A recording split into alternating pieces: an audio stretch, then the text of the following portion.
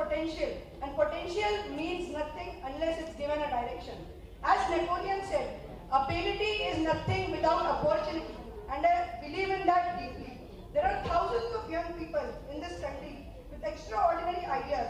They have ability, they have ambition, they have energy, but what they often lack is opportunity. And Sansad Youth Parliament is a platform where we give opportunity to the youth. आप लोगों ने बचपन में kaleidoscope तो देखा ही होगा जिसमें अलग अलग पीसेस रहते हैं. So a kaleidoscope contains different pieces. With every turn, the same pieces form an entirely new pattern. These pieces remain the same, but the perspective changes with every turn, and a new possibility emerges. That's what our NGO Kaleido Hope represents. Our society is made of countless perspectives, different people, different experiences, different culture, and different ideas and different dreams.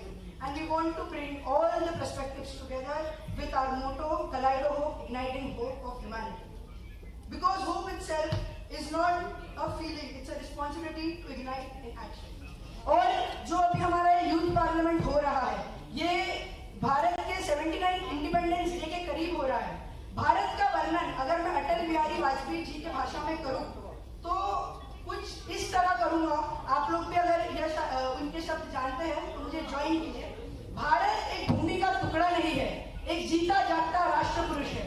यह अभिनंदन की भूमि है, यह वंदन की भूमि है, यह दर्पण की भूमि है, यह अर्पण की भूमि है.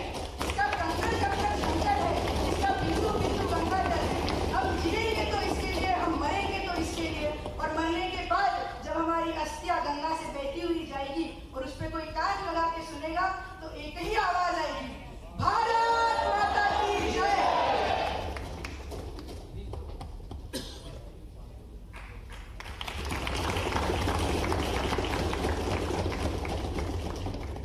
मैं विश्वजीत जी को बहुत बहुत धन्यवाद देना चाहता हूं कि उन्होंने अपने विचार मुझसे साझा किए और इस संसद में आज हम सब उपस्थित हैं.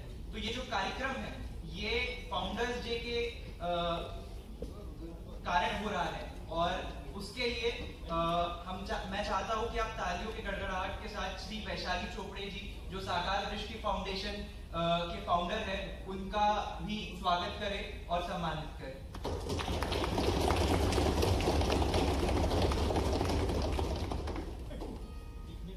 अब मैं उस व्यक्तित्व का स्वागत करना चाहूंगा जिनका सार्वजनिक जीवन और सांसदीय अनुभव कई दशकों में विस्तृत है.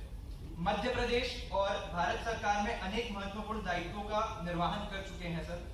एक अनुभवी जनप्रतिनिधि और वरिष्ठ सांसदीय व्यक्ति श्री नरेंद्र सिंह तोमर जी. सर आपने गरिमामय उपस्थिति से इस संसद को साझा है उसके लिए बहुत बहुत धन्यवाद. अब मैं चाहूंगा श्री दिव्यानी चोपड़ी जी और विश्वजीत चोपड़े सर को फेलिसिटेट करें और उनका स्वागत करें. बहुत बहुत धन्यवाद सर, आप हमारे इवेंट में हैं.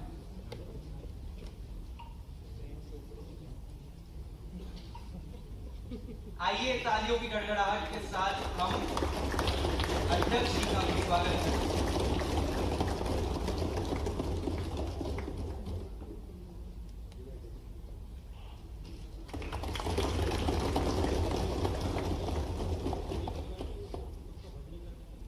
अब वो क्षण जिसका हम सभी को विशेष रूप से इंतजार रहा था, मध्य प्रदेश के माननीय मुख्यमंत्री श्री मोहन यादव जी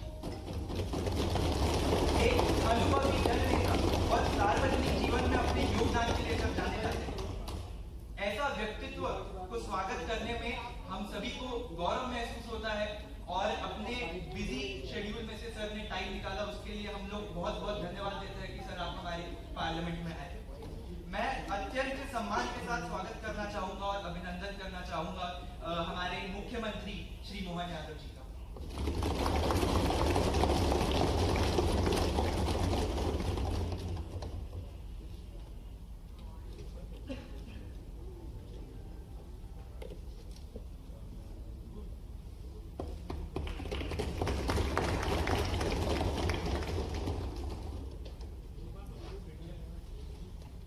इसी के साथ एक सुकून है भोपाल जी से दत्तात्रेय जी को आमंत्रित करना चाहूंगा. एक कविता स्मारक को पुरस्कृत करने के लिए माननीय मुख्यमंत्री जी।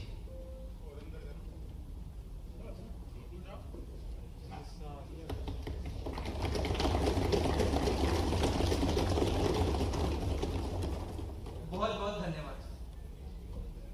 अब मैं इस मंच पर एक ऐसे व्यक्ति का स्वागत करना चाहूंगा जिनकी यात्रा केवल एक सफल उद्योगपति नहीं बल्कि दिलीप बिल्डकॉन के माध्यम से एक लीडिंग इंफ्रास्ट्रक्चर प्रोजेक्ट लीड करने के सीएमडी दिलीप सूर्यवंशी जी जो हमारे बीच में उपस्थित है, मैं उनका स्वागत करना चाहता हूं।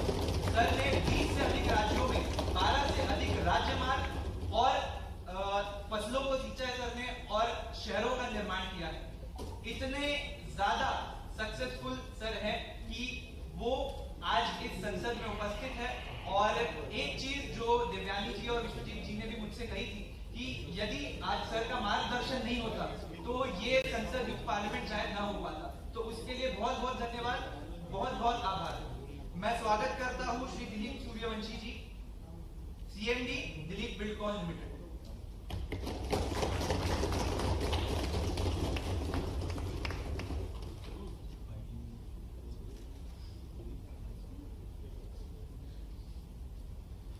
बहुत बहुत धन्यवाद। मैं ऐसा मानता हूं कि एक उच्च कोटि युवा संसद तभी पूर्ण हो सकता है जब हमारे माननीय अतिथियों के सामने हम एक उसका उदाहरण रखें। तो जैसा कि हमारे भारत सरकार के मोदी जी भी कहते हैं, उठो जवान देश के वसुंधरा पुकारती, ये देश है पुकारता पुकारती मां भारत। और इसी कारणवश मैं चाहता हूं कि हमारे मंच पर हम एक रूलिंग साइड से एक सांसद को भाषण देने का मौका दें। मैं आमंत्रित करूंगा श्री आरव शर्मा जी को रूलिंग साइड से कि वो 2 मिनट में अपने विचार व्यक्त करें।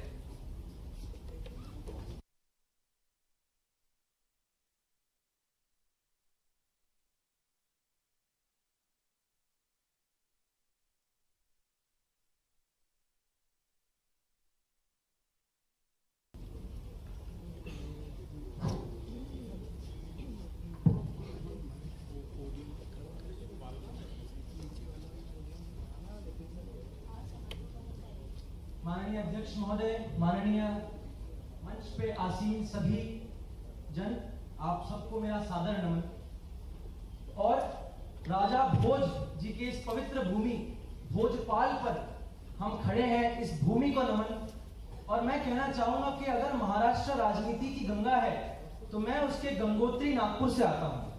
मैं आरव सिंह शर्मा आज मध्य प्रदेश के सिर्फ कानून के बारे में बात करने नहीं आया हूं, क्योंकि मध्य प्रदेश सिर्फ कानून नहीं बना रहा है, मध्य प्रदेश अपने अगले जनरेशन को सशक्त बना रहा है। डॉक्टर मोहन यादव जी के नेतृत्व में यूसीसी बिल को इसी सभा में, इसी सदन में पारित किया गया, जिसके बाद ये कानून हर व्यक्ति को न्याय देता है, उसको धर्म ना देख के, उसकी नागरिकता को देख के। ये चीज अपॉर्चुनिटी और सिविल राइट्स को इक्वल कर देती है।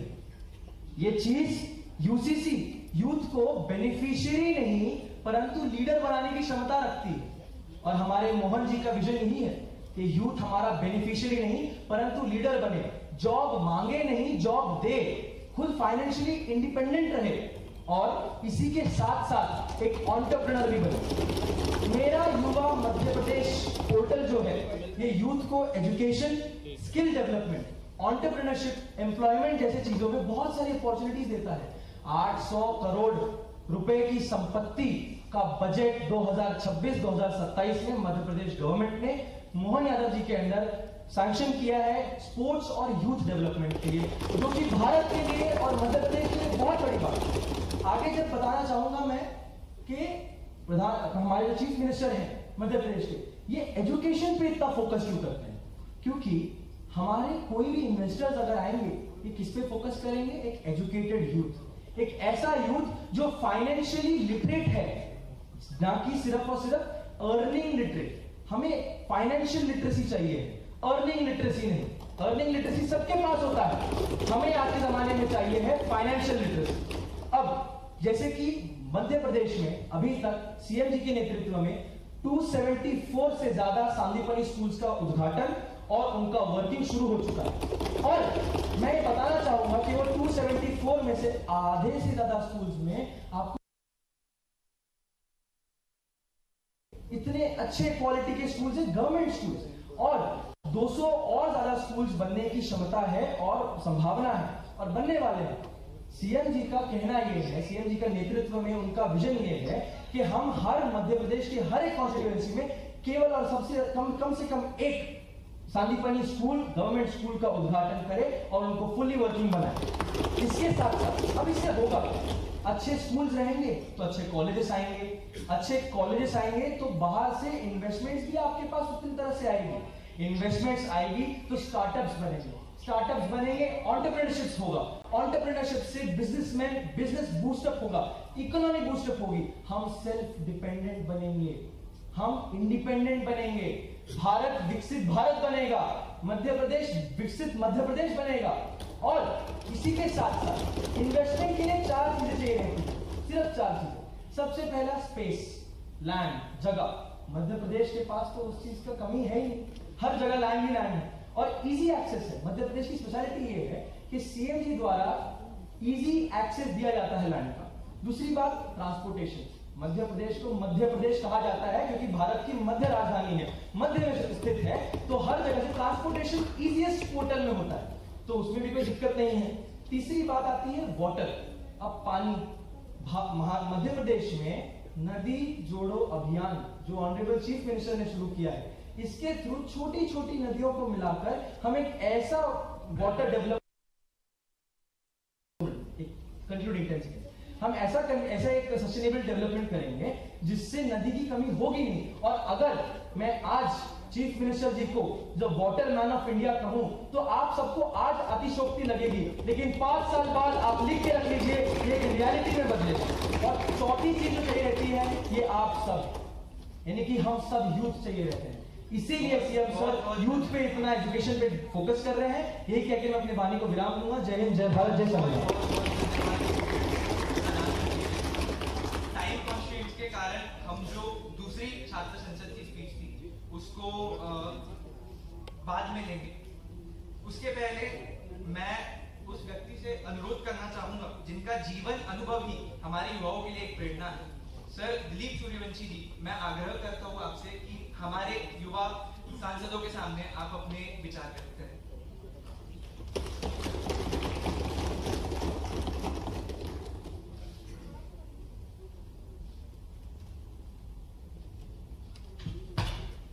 हमारे मध्य प्रदेश के लोकप्रिय जनप्रिय नेता आदरणीय डॉक्टर मोहन यादव जी, हमारे विधानसभा अध्यक्ष, भारत सरकार में अलग अलग पदों पर रहे केंद्रीय मंत्री नरेंद्र सिंह जी तोमर, मध्य प्रदेश में भी आपने कई विभागों में मंत्री रहे। सिर्फ मैं अपनी शुरुआत में कहना चाहता हूँ, जैसे इस बच्चे ने बोला अभी मध्य प्रदेश के बारे में, तो जैसे एक माँ आईसीयू में हर महीने जब माँ के पेट में पहली बार भ्रूण आता है, आप लोग आए होंगे तो जैसे हर महीने अपने मॉनिटर करती है, हर दिन एहसास करती है, 2-3 महीने में उसको महसूस होने लगता है कि बच्चा लौट रहा है पेट का, तो उस आनंद को वो जो एंजॉय करती है। मध्य प्रदेश में सबसे महत्वपूर्ण बात इन बच्चों ने कही, उसमें मुझे लगती है कि उद्योग के प्रति इतनी बारीकी से एवरी डे, जिसको कहते हैं जीपीएस लगा के मोहन जी हमारे माननीय मुख्यमंत्री जी मॉनिटर कर रहे हैं। भारत के इतिहास में मैं कई स्टेट्स में काम करता हूँ, इतनी बारीकी से कोई भी आदमी किसी भी स्टेट में कहीं भी उद्योग का इन्वेस्टमेंट मिलता है वहाँ खुद पसंद जाके करते हैं। तो मैं एक बार जोरदार तालियां दो कि आने वाले भविष्य के लिए ये उद्योग आप लोग जॉब दिलाएंगे। और एक अंतिम बात मैं कहना चाहता हूँ कि दुनिया में चाहे पटवारी हो, चाहे कोई भी बड़े का काम हो, चाहे मिस्त्री का काम हो, उसको सीखना पड़ता है। राजनीति एक ऐसा क्षेत्र है जहाँ अचानक विधायक बन जाते हैं, अचानक सांसद बन जाते हैं। इस तरह की संसदीय प्रणाली आप लोगों को उन बारीकियों से अवगत कराएगी जो बच्चों ने किया है, कि आप लोग अपडेटेड रहेंगे अपने आप से कि हाउस कैसे चलते हैं। तो मुझे लगता है इतनी कम संख्या में बल्कि पूरे देश में अगर आप देवयानी और विजलित ये जलाएंगे तो आने वाली पीढ़ी, मैं आप सबसे कहना चाहता हूँ, राजनीति इतिहास का सबसे कठिन क्षेत्र होता है, समाज सेवा दुनिया की सबसे कठिन क्षेत्र होता है। इसलिए विश्व के इतिहास में हजारों साल में आप देखेंगे किसी नृत्यांगना को, किसी पैसे वाले को, किसी को काम इतिहास ने स्थान नहीं दिया, लेकिन समाज के लिए जिसने जरा सा भी काम किया हो, चाहे उसने अपने रोड के किनारे पेड़ लगाए हो, चाहे विधवा प्रथा हो, बाल प्रथा हो, वो हमेशा अनादिकाल तक याद रखा जाता है, क्योंकि कठिन डगर है। तो जिस मंच पे आप आके आज यहाँ बैठे हैं, कठिन डगर की मंच आप लोगों ने चुना है, लेकिन इस मिट्टी की और भारत माता की आप बात करते हो, उसकी सेवा करना है, तो आप सबको पूरे हौसले के साथ सोचना पड़ेगा। और मैं आपको सिर्फ एक चीज कहना चाहता हूँ, मैं भी एक संस्पेक्ट का होता हूँ, मैंने जिंदगी में देखा है कि हमारे अंदर ही वो ताकत छुपी हुई है, हमारे अंदर ही वो सारी चीजें निहित हैं जो दुनिया के किसी भी आदमी में हो सकती है। सिर्फ हमें अपने अंदर को संभालना पड़ता है, अपने हौसले, हिम्मत, साहस, ताकत को निकालना पड़ता है। हम जितने तीनों मंच पे बैठे हुए लोग हैं वो बहुत साधारण बैकग्राउंड से हैं, लेकिन ईश्वर ने कहीं ना कहीं फील्ड में हम लोग को दिलाया, वो इसलिए कि हमारे हौसले, हमारे साहस, हमारी हिम्मत और माता पिता का आशीर्वाद हमारे साथ 24 घंटे रहना चाहिए। आप सबको बहुत बहुत शुभकामनाएं और आने वाले कल में बहुत अच्छे विधायक और देवयानी और विश्वजीत को बहुत बहुत धन्यवाद देता हूँ। भोपाल में आपने इतना बड़ा राष्ट्रीय स्तर के सारे लोगों को बुला के प्रोग्राम किया। Thank you.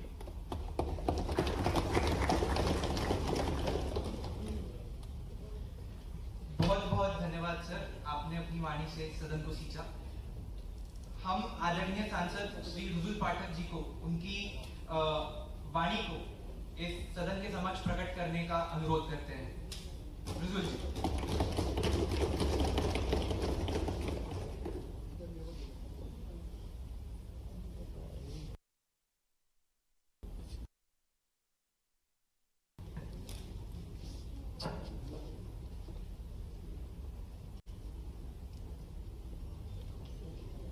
जय गौर श्री राम रमणो विजयते। माननीय मुख्यमंत्री जी, मंच पर आसीन सभी अतिथिगण, मेरा नाम रुजुल पाठक है, मैं श्री धाम वंदना से आप सभी को करवत प्रणाम करती हूँ। सबसे पहले तो मैं मुख्यमंत्री जी को सादर धन्यवाद देती हूँ कि ये सब आप ही की अनुकंपा का सर्वस्व है कि हम यहाँ सब बैठ करके भारत देश के इतने अहम मुद्दे के ऊपर अपनी टिप्पणियां आपके सामने रख पा रहे हैं। मैं अपने छोटे से सत्र को एक प्रश्न के साथ शुरू करूंगी कि एक बहुत बड़े राष्ट्र का एक राजा था।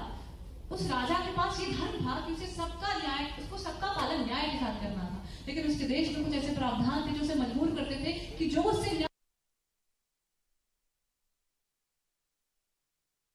कि जिस अंसारी बंधु ने तुम्हारे परिवार नीति निर्माण से स्वतंत्रता दिवस मनाएंगे और उसके पहले विधानसभा का यह हाल मिनी इंडिया बन गया, मुझे इस बात का गर्व और गौरव। साकार दृष्टि सोशल फाउंडेशन के लीडर होप फाउंडेशन की टीम ने ये जो सुंदर परिकल्पना की, जिसके माध्यम से देश के युवाओं को लोकतंत्र, संसदीय परंपरा, नीति निर्माण से जोड़ने की वास्तव में अनुकरणीय पहल है। आमतौर पर सदन के अंदर नीतियां बनाने के समय गंभीर चर्चाएं होती, विचार विमर्श होते हैं, अपने अपने विषय का प्रवर्तन होता है, और जिस प्रकार से आपने शुरुआत की ये उसकी अच्छी झलक है। और बहन ने भी अपनी उस भावना का प्रकटीकरण किया, जिसके माध्यम से बीते समय के दौर में 33% आरक्षण रोका गया था। ये उसका करारा जवाब है, जहां हमारी अपनी देश की आधी आबादी हमको वहां ले जाएगी जो आज नहीं तो कल यशस्वी प्रधानमंत्री के मन के उस संकल्प को पूरा करेगा कि हम अपनी संस्कृति और सनातन संस्कृति की धारा में माता बहनों के बिना इस देश की कल्पना करना भी हम अधूरा मानते हैं। हमारी संस्कृति तो मात्र सत्ता प्रधान संस्कृति, जिसने हमारे इस पूरे वसुदेव कुटुंबकम की कल्पना, पूरी वसुधा पृथ्वी को एक कुटुंब की तरह माना, और एक कुटुंब एक परिवार की तरह तब चलता है जब हमारी माँ की मातृ शक्ति के भरोसे से उस परिवार की आभा कीर्ति प्रसिद्धि फैलती है। एक माता ही पूरे परिवार के लिए सबसे सबल आधार होती। इसीलिए दुनिया के देश भारत की तरह अपनी सत्ता को माता से नहीं जोड़ते, लेकिन हम एकमात्र 200 से ज्यादा देश में एक देश है जो कहता भारत माता की। ये एहसास हमको होता कि माता के बिना तो भगवान भी अधूरे हैं। अगर राधा जी नहीं बुलाओ तो कन्हैया जी अधूरे हैं, सीता नहीं बुलाओ तो भगवान राम आशीर्वाद नहीं देते। और नमः पार्वती पते, अगर ये नहीं बोलो तो भोजन शुरू नहीं होता है। हमारे लिए परमात्मा की दया से यूसीसी का लगना, यशस्वी प्रधानमंत्री के नेतृत्व में बदलते दौर में भारत की उसी संकल्प शक्ति की तरफ बढ़ना, कि अनेकता में एकता की बात करते हैं, जब सर्वधर्म सद्भाव की बात करते हैं, जब सबका साथ, सबके विकास, सबके विश्वास, सबके प्रयास की बात करते हैं, जब जियो और जीने दो की बात करते हैं, तो शब्दों से नहीं हो सकता है, उसको मैदान में हकीकत में उतारने की जरूरत है। आज उसी बात के बलबूते पर हमारे यहाँ पर अगर रामचंद्र के जीवन के अंदर उसके उत्तराधिकार से लेकर विवाह तक की चिंता समाज सब रूप में करता, तो रहीम से मेल कैसे हो सकता है? जो राम के लिए वो रहीम के लिए, यही तो आनंद होना चाहिए। हमारी बहनें, मुस्लिम बहनें भी हमारी बहनें, हिंदू बहनें भी हमारी बहनें, लेकिन आज दुनिया के अंदर केवल वोट बैंक की राजनीति के बल पर जिनका हक उनको देने से रोका जाएगा, ये कैसे हो सकता है? लेकिन इसके बावजूद भी हमारी सरकार ने इस नियम को लागू करने के पहले चाहते तो चुनी हुई विधानसभाओं के अंदर सीधे सीधे कानून, माननीय अध्यक्ष महोदय यहाँ मौजूद है, हम पारित कर लेते, लेकिन हमने इस विषय को नीचे तक ले जाने का प्रयास किया। लगभग 3.5 करोड़ से ज्यादा हमारे संसाधनों के बलबूते पर विषय को पहुंचाने का प्रयास किया। 10 लाख से ज्यादा सुझाव आमंत्रित किए गए। 55 जिलों में, सभी संभाग में, सभी धर्मों के प्रतिनिधियों के साथ विद्वानों के अलावा आम जनता को आमंत्रित किया, और उसका परिणाम है 76 से ज्यादा महिला मुस्लिम बहनों ने कहा कि हाँ, एक समान कानून होना चाहिए।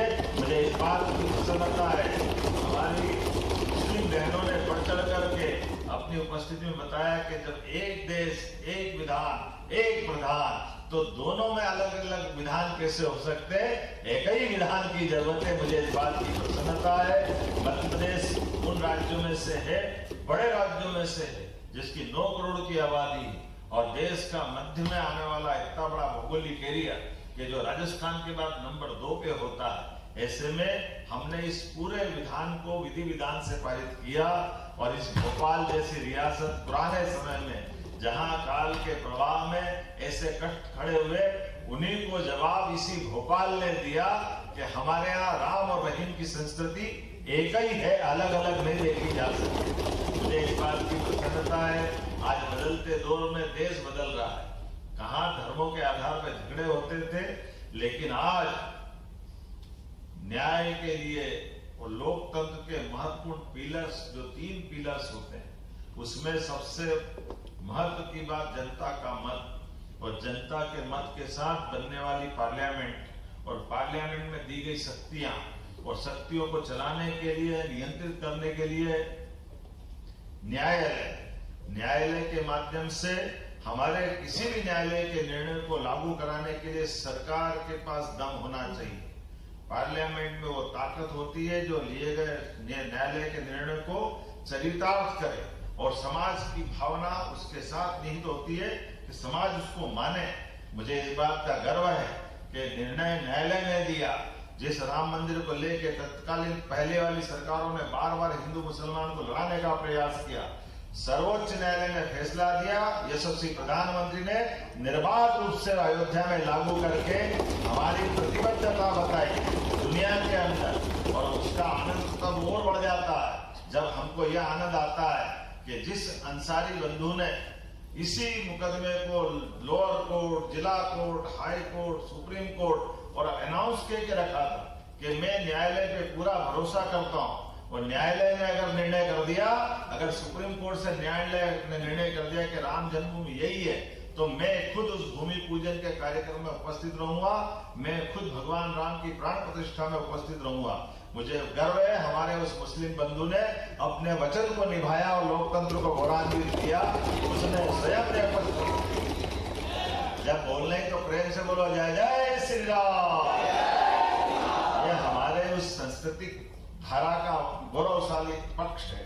इसी के साथ साथ मैं बहुत सारी बात बता सकता हूँ, लेकिन आज की यहाँ की संकल्पना युवा शक्ति ने राजनीति के अंदर आकर के भी रुचि से देखा जा सकता है। ये जो दृष्टिकोण देने के माध्यम से आपने ये जो प्रयास किया, सच में जब हम आज बड़ी संख्या में स्कूल कॉलेज में जाकर बैठते हैं और पूछते हैं भविष्य में आप क्या बनना चाहोगे, तो हर कोई भले आता किसी भी परिवार से, लेकिन वो केवल डॉक्टर, वकील, इंजीनियर, IAS, IPS इसी बात को देखता है। मैं और आप सब महसूस करते होंगे, यहाँ मंच के ऊपर माननीय अध्यक्ष जी और हम सब मौजूद है, वहां खड़े होकर कोई ये नहीं कहता मैं राजनेता बनना चाहता हूँ, वहां खड़े होकर ये नहीं कहता मैं किसान परिवार से आता हूँ, मैं उन्नत खेती करना चाहता हूँ, वहां कोई ये खड़ा नहीं होकर कहता कि मैं व्यापार करना चाहता हूँ, मैं व्यापार वर्ग से आता हूँ।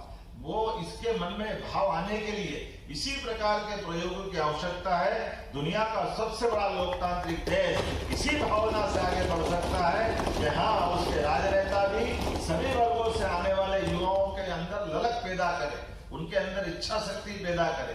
ये आने वाली इच्छा शक्ति आपके अंदर लोकतंत्र की भावना को जीवंत रखेगी, क्योंकि ये लोकतंत्र की कीमत आपको स्मरण रखने की आवश्यकता है। इस देश का चरित्र आजादी के लिए 47 पे जाकर खत्म नहीं होता है। 47 से पहले 1000 साल पहले आपको जाना पड़ेगा। भारत की आजादी पृथ्वीराज चौहान के बाद लगभग 1000 साल बाद 1947 को मिली है। तो ये देश का अतीत लंबा गुलामी काल के निकाल के आया है। ऐसे में उस काल के बाद से लंबे क्रम में नहीं, लेकिन 20वीं शताब्दी के चंद्रशेखर आजाद, भगत सिंह, वीर सावरकर, नेताजी सुभाष चंद्र बोस, उन सबको स्मरण करते हुए महात्मा गांधी के उस अहिंसक आंदोलन के साथ भी, और हम ये भी गौरवान्वित करते हुए बताएं कि पढ़ने के लिए हमको अपने मन में ये बात का भाव आता है कि मैं पढ़ा लिखा हूं इसलिए मैं बड़ी नौकरी पाऊं। लेकिन ये उदाहरण भी भूले नहीं, नेताजी सुभाष चंद्र बोस ने 1923 में ICS, तत्कालीन समय की वर्तमान की सबसे बड़ी प्रशासनिक एग्जाम IAS जो होती थी, वो अंग्रेजों के काल में ICS कहलाती थी। उस ICS की एग्जाम को उसने पास करके प्रावीण्य सूची में स्थान बनाया, और उन्होंने कहा कि ये वो अंग्रेजों को जवाब है जो कहते थे कि बुद्धि का ठेका केवल हमारे पास, हमारे जैसे हमसे कोई बुद्धिमान नहीं हो सकता। ऐसी उस एग्जाम को नेताजी सुभाष चंद्र बोस ने पास करके सबके दुनिया के सामने बताया कि भारतीय लोगों का मस्तिष्क, भारतीय लोगों की विवेकशीलता किसी से कम नहीं है। और जब पास होकर के प्रावीण्य सूची में आए, उनको जहां सम्मानित किया, वहां सम्मानित होने के स्थान पर खड़े होकर के नेताजी सुभाष चंद्र बोस ने इस युवा पीढ़ी को धन्य किया।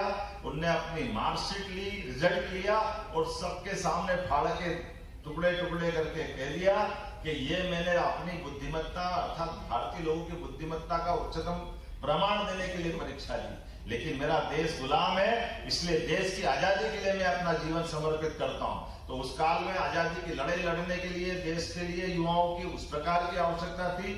लेकिन आज आजादी के बाद दुनिया के सामने भारत का मान सम्मान बढ़ाने के लिए हम सबको इसी प्रकार से लोकतंत्र के मंदिर के इस पूरे आह्वान में, लोकतांत्रिक व्यवस्था में हिस्सा लेकर के बढ़ने की आवश्यकता है। आपके उत्कृष्ट प्रयास की मेरी अपनी ओर से आपने सराहना करता हूँ, बधाई देता हूँ। मध्य प्रदेश की धरती पर आप सबका पुनः अभिनंदन, वंदन, और आगामी स्वतंत्रता दिवस की बहुत बहुत बधाई, बहुत बहुत धन्यवाद। भारत माता की जय।